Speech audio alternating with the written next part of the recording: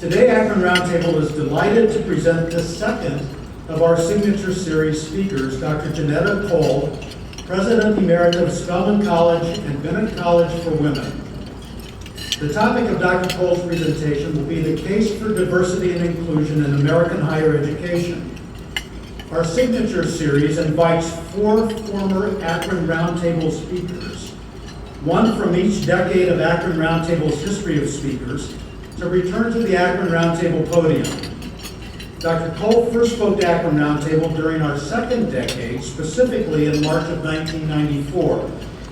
Her topic was related to the importance of math and science education. And if you haven't already done so, I encourage you to access and listen to Dr. Cole's 1994 speech at akronroundtable.org. I'll now ask Jackie Silas Butler, Executive Director of Project Rad Akron, to introduce today's program. Jackie is also a former president of the Akron Roundtable Board of Directors and remains a member of that board. Jackie?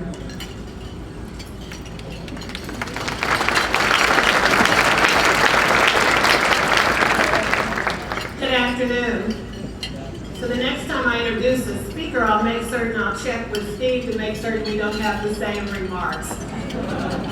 It gives me great pleasure to introduce Dr. Johnnetta Cole as our speaker today.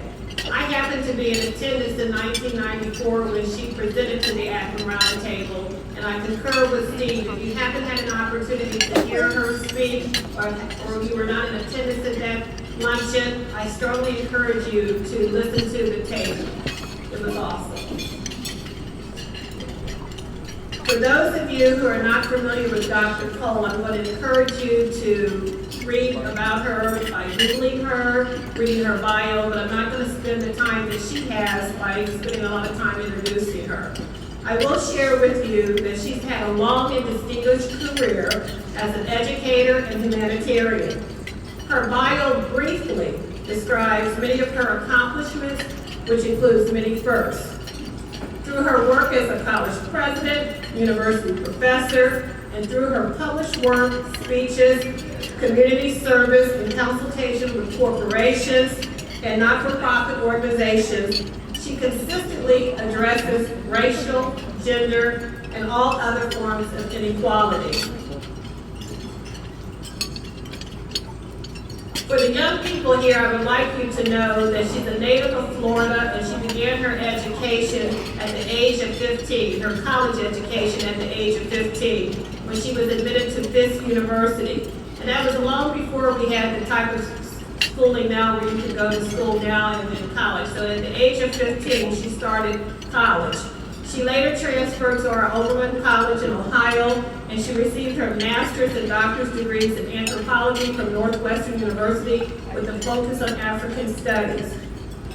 Her accomplishments are too many to enumerate. However, I will state that you will truly enjoy hearing her presentation today.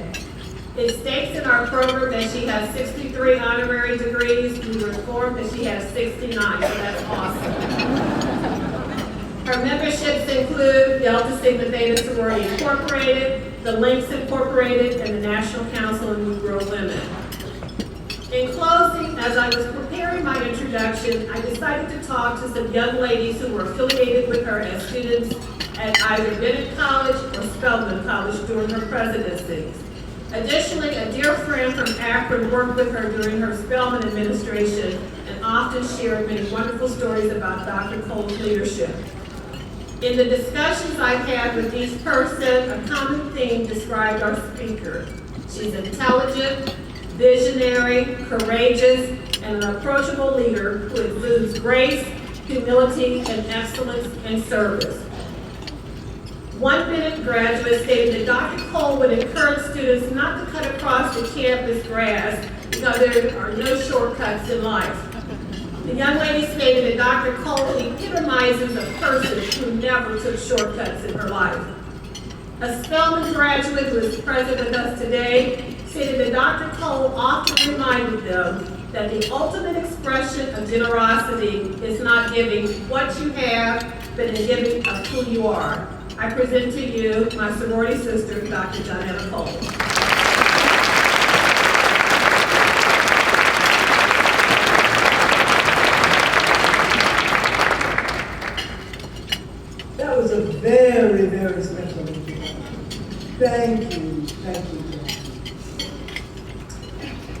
afternoon.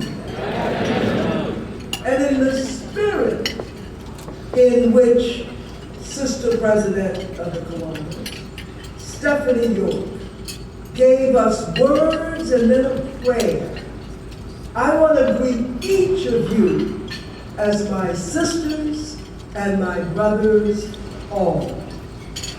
It is wonderful to be back at the Akron Roundtable. Now, I'm not so sure I want to be reminded that it's been 22 years since I spoke here in 1994. But when I was here, I didn't have bronchitis. That I know. Today I do. But somehow I am going to get through this talk because I come from a community that believes you can make do with don't wants to prevail. Please know that I have a great deal of respect and admiration for this roundtable. By coming together as you do to discuss a specific and usually very serious issue, you take one of the many steps necessary to meet at least some of the challenges that face our communities, our nation, and our world. There's an African proverb that captures this notion of what can be done when there is unity. It says, when spider webs unite, they can even tie up a lion. In 1994, when I spoke at this roundtable, I focused my comments on the need for greater diversity and inclusion in STEM fields, science, technology, engineering, and mathematics. Today, following those 2 college presidencies, I am privileged to serve as the director of one of the Smithsonian Institution museums. My museum is the National Museum of African Art. So it's not going to surprise you, given my position at the Smithsonian, that today I want to put an A in STEM, and it comes out STEAM. Yes, STEM remains important, but without the arts and the humanities, we may live, but we do not have good lives. And so today I want to focus on the need for greater diversity and inclusion across all of our colleges and universities in their boards, their faculty, staff, curriculum. Back in the day, 1994, our nation was at a very different place. The United States was over 80% white. Diversity and inclusion efforts were just beginning to gain broader acceptance. And the vast majority of the effort was placed on increasing what we call compositional diversity of the student bodies. Little attention was being paid to efforts to create a more inclusive environment on these campuses so that all who studied there, taught, worked, would feel that they could bring their whole selves to the campus.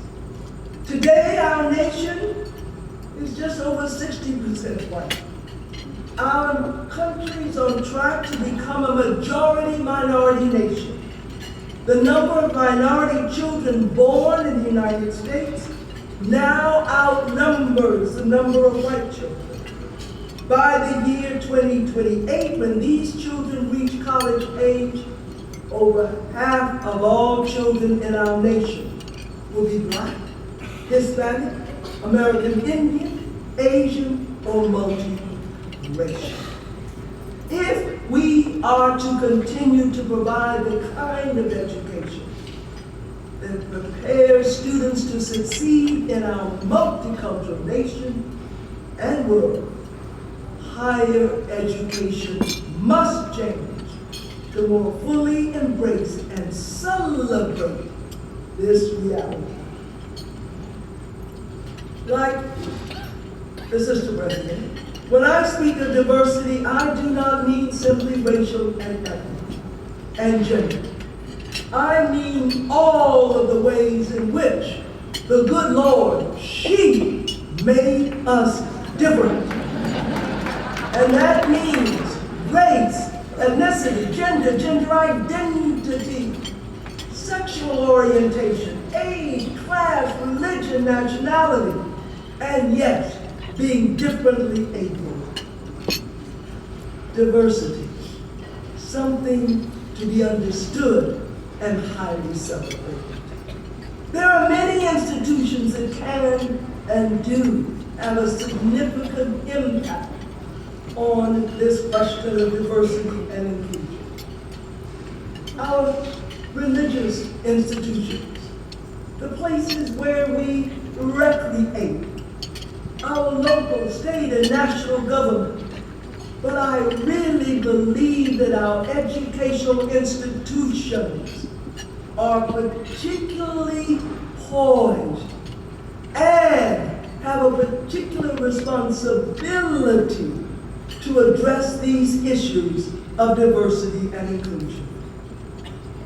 Today, no less than when I spoke at this roundtable in 1994, I really believe that America's colleges and universities must step up, must speak up, must speak out in helping us to move toward a more perfect union. Yes, there is a moral case for diversity. It simply says it is the right thing to do. Yes, there is a case from our pure census that says, look at who we are. That is a case for diversity. But thirdly, and ever so importantly, I think there is a pedagogical case for diversity, which says that you really cannot teach America's college and university students unless they are learning in a highly diverse environment. Because it is into a highly diverse environment that they will go as citizens of the 21st century. So, how would I judge the current state of diversity and inclusion in American higher education? I will start by saying we have made some progress. When I think about my early days, going back all the way to the 1960s, when I helped to found one of the first African American Studies programs at Washington State University, I see incredible changes. Now we have such programs on many of our campuses, including programs that focus on the particular realities of people of various racial and ethnic groups, of people in the LGBTQ communities, of folk who are differently able. Yes, things have changed there. And yes, there is more discussion on our campuses about the need for far greater emphasis on diversity within the curriculum. There were the days when we actually acted as if all you had to know was the works of Shakespeare and Emily Dickinson. That it didn't matter that you didn't know the works of a James Baldwin or an Audre Lorde. It didn't matter if you didn't know the works of the great American Indian writer, Joy Hargo. That it didn't matter that Sandra Cisneros, a great writer of the Hispanic community, it didn't matter if you didn't know those works. You just had to know certain white folks. Now, one of my dear friends who is at Spelman College, Beverly Guy-Sheftall, she is the Anna Junior Cooper Professor of Women's Studies. Beverly said, you know, in the old days, we acted as if all you had to do was focus on the 3 W's. That which was Western, that which was white, and that which was womanless. Today, there is far, far greater appreciation for the need for us to not only understand the diversity within our own nation, but to wrap our heads and our hearts around the diversity that is in the world. Yes, progress. And yet there are certain indices that we have such a long way to go. For example, on the woman question. You know that saying about women holding up half the sky?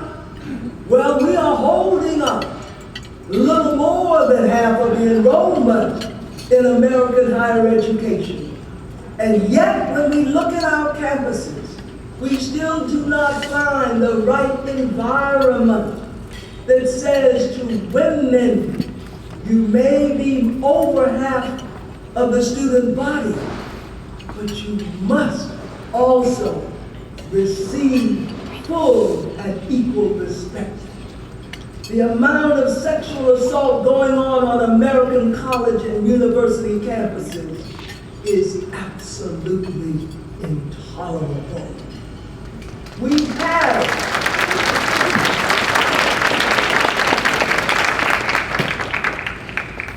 have made great progress in even looking at the professorate, where there are now more women who are professors. But why is it the more you go up the chain toward full professor, the more the men outdo the women, and the more the salaries of the women are less than the salaries of men? Yes, we have made progress, and yet we have a ways to go. Now, the last reason I want to bring to you for why we must have greater diversity and inclusion on our campuses is to say that it is the American way to do things. It is in our history and her story to work toward a more perfect union. When you think about all of the various movements for social justice, then you have to think about the role of students and the role of faculty and staff in addressing inequality. I remember with great fondness, of course, that in Greensboro, North Carolina, 4 young African American students left their campus, went downtown, sat in at that lunch counter. What you also need to know is that 250 Bennett College women joined that protest. Whether it is about civil rights, gay rights, whether it was protests against the war in Vietnam, whether it is about the need for us to accommodate and respect people who are differently able, those struggles have all had the attention and participation of college and university students. The recent student protests at many American colleges and universities, including the University of Missouri, Claremont, Amherst College, Yale University, Princeton, to name but a few. Those protests spoke to issues of social injustice so many cities. Ferguson, New York, Cleveland, Baltimore, South Carolina. But those student protests are also a call, excuse me, also a call for boards and administrators to give greater attention to issues that range from the need for more diverse faculty and students to the ongoing absence of a welcoming and inclusive culture. Well, let me now say that while anyone knows that education is a necessary experience if one is to move forward in this world, what we need to understand is that it cannot just be any kind of education. It must be an education that is grounded in the realities of diversity in our world and that helps us to embrace the fullness of the human condition. As I move towards closure now, I want to leave you with words that are both wise and inspiring. Words spoken by women and men of diverse ways, backgrounds, and cultures. As each of us in this extraordinary gathering, as each of us here at the Akron Roundtable do what we feel called to do, both on our college campuses, throughout our education system, whether we are in government, medicine, law, religion, as we do what we know we should do, perhaps you will be encouraged by these words. The Sioux, a Native American or American Indian people, say this: with all beings and all things, we must be relatives. The Sioux also say, women hold up half the sky. Listen to these simple but true words from the Chinese people. One flower never makes a spring. Cesar Chavez, the great Chicano labor leader, once said this: our ambitions must be broad enough to include the aspirations and needs of others for their sake and for our own. Audre Lorde, the well-known Black lesbian poet, said this: it is not our differences, it is our silence about our differences that harms us. A student once asked the beloved Rabbi Hillel if he could stand on one foot and say everything that is in the Torah, the sacred book of Jewish faith. The rabbi said yes, he could do it. And so he stood on one foot and he said, what is hateful to you, do not do to your fellow men and women. That is the whole Torah. The rest is commentary. There is a passage in the Quran, the sacred book of the Islamic faith. It says this: we are made into nations and tribes that we may know and love each other. And of course, the words of the great civil rights leader, Dr. Martin Luther King Jr. Words you know so well. I have a dream that one day my 4 little children will be judged not by the color of their skin, but by the content of their character. And finally, Helen Keller, the great activist who was deaf and blind from 10 months of age, said this: each of us is blind. Each of us is deaf until our eyes are open to fellow men and women, until our ears hear the voices of humanity. Thank you for listening.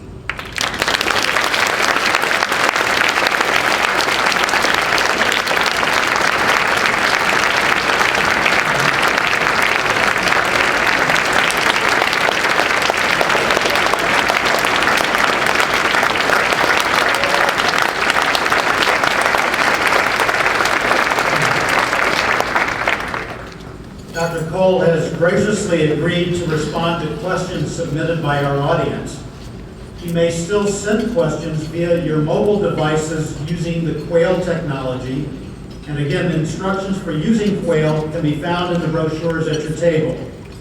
You may also submit written questions using the note cards provided at each of the tables. So please raise those cards to be collected. And Dr. Larry Burns, Vice President of Advancement at the University of Akron and member of the Akron Roundtable Board of Directors, will present your question. Larry? Thank you very much. Dr. Cole, delighted to play a small role in this. The first question is, what practical steps or strategies should universities pursue to create a culture of diversity?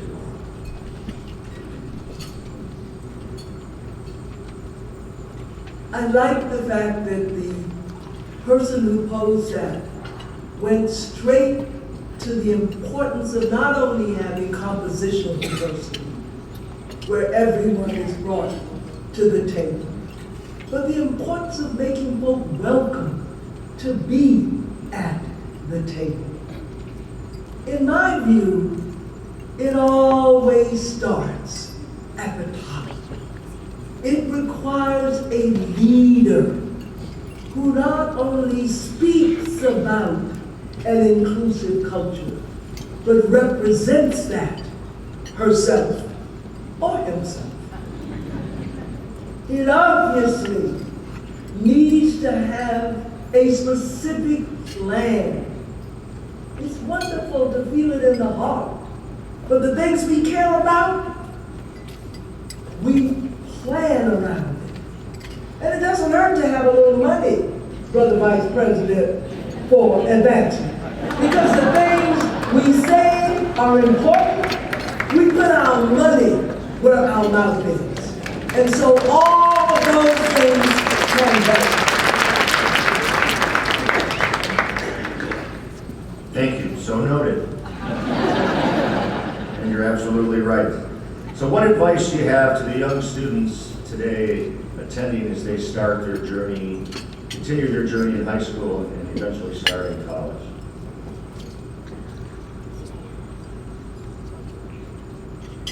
Quickly,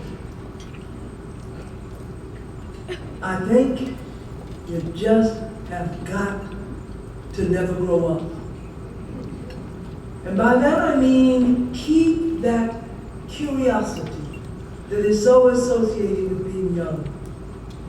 Keep that bodaciousness that you now feel, but also find a way to grow into your maturity, which allows you to fully value who you are and who others are. You don't have to be against anybody else in order to be for yourself.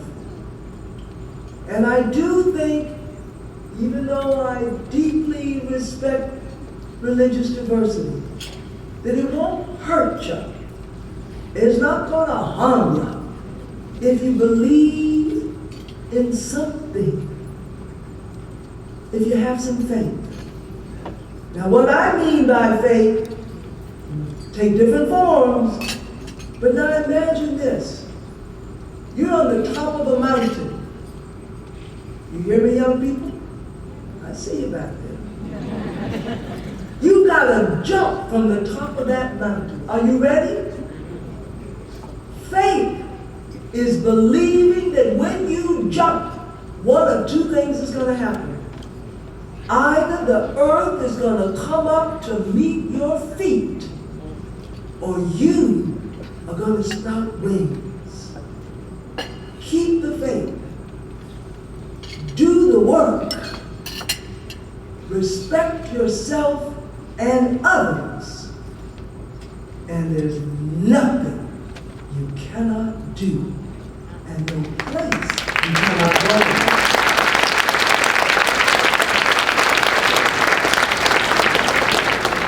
Wonderful. I'd like to combine a couple questions. One would be, in today's world, what are the benefits of a single-sex institution, so all men are all women, in 2016? And then how should we guide our own children when selecting a university when it comes to the ethnic diversity or lack thereof in institutions across our country? I think that one of the truly great attributes in American higher education is how diverse it is by type. You want to go to a big research university? Go. You want to go to a small liberal arts college? Fine. You want a historically black college or university? Good. You want a PWI, predominantly white institution? Okay. You want a co-ed school? Fine.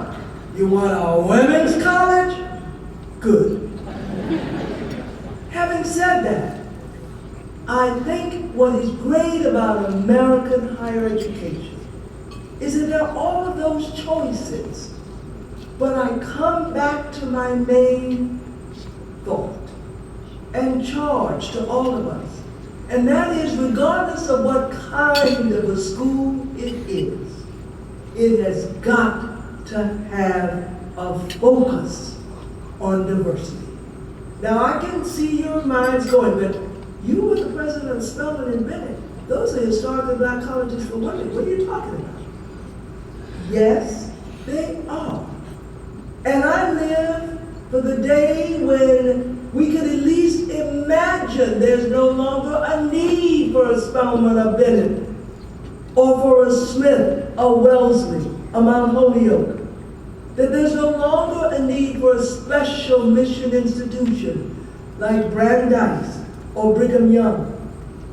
But even when you look at those special mission institutions, they tend to have greater diversity than on our predominantly white institution campuses. So we are on a journey here where if we do the work, one day, it will not be necessary for women to feel their fullness only on a women's college, for African Americans to feel fully respected only on an HBCU, for people of the Jewish faith to be able to go anywhere and not just feel it in Brandeis. So we need to keep going on this journey. Thank you.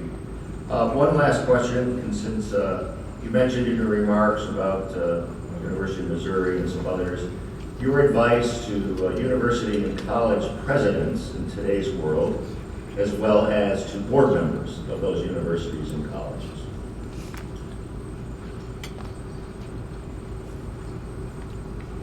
Get out of those offices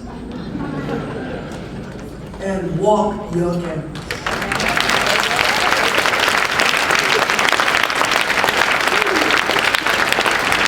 And by that I mean, you really can't lead where you're not going. And with all of the complexities that face a board and a president, the last thing you can afford to do is to be out of touch with where your students are. That is the thing that about this current wave of protest is that so many folks seem to be shocked by when black students, Chicano, Asian Pacific Islander, Native American students, and yes, students in other underrepresented groups say how unwelcome they feel. Get out of those offices and walk your campus and listen.